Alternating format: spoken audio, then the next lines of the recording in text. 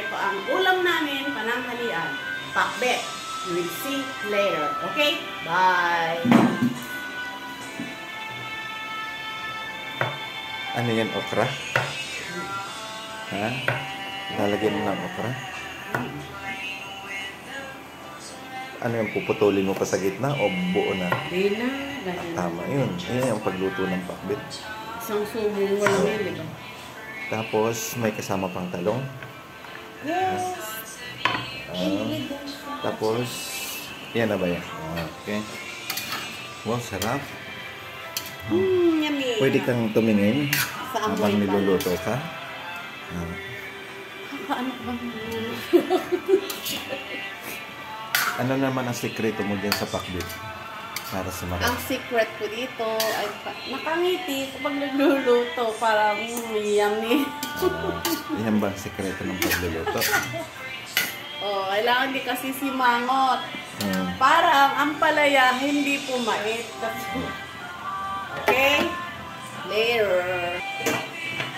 Tapos, Huli natin itong Ano yan? talong kasi madali siyang lumambot, madali siyang maluto. ibig sabihin pag talong hinuhuli? Oo. Dahil anong reason? Madali siyang lumambot. Kaya pag Anong sahog ng ano mo? Ng pakbet mo? Bobby, Ha? Bobby. Pork, ayoko ng ano. Mas maganda ang pork para malasa. May gulay. There is a damage. Tapos, yung pork lang? Pork with bagoong. Wow, yun ang masarap bagoong. Bakit may kasama ka ditong mangga? Kasi mayroong kasamang bagoong. Oo. Sa akin yan. Panghimagas. Nakita mo si Edison? Hindi. Pinapanghuli mo yan? Opo, huli yan. Tingnan natin ang luto niyang pakbet.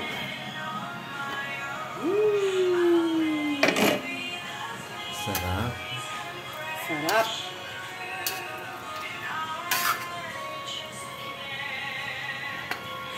Basta daw pag gulay, pampahaba ng buhay. Lalo na merong malunggay, oh. Ang bunga ng malunggay, masarap yan.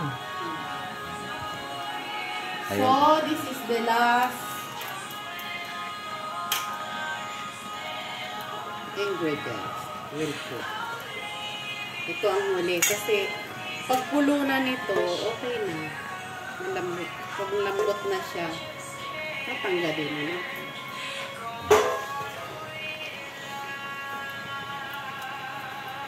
Mga ilang minuto bago maluto. Siguro mga 5 minutes luto na yan. So, anong may bibigay mong payo sa mga motherhood na mga mother na mahilig magluto ng mga ulam para sa kanilang mga anak at mga asawa? Ang mapapayo ko lang, sarapan nila. Para sarapan nila ang luto. Para ang taob, ang kaldero.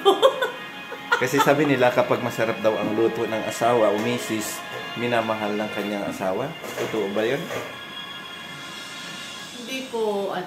Hindi ako pabor doon.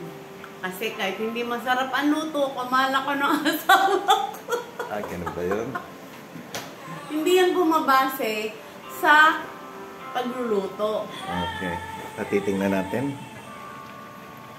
Hahaluin niya na. Ilalim nito.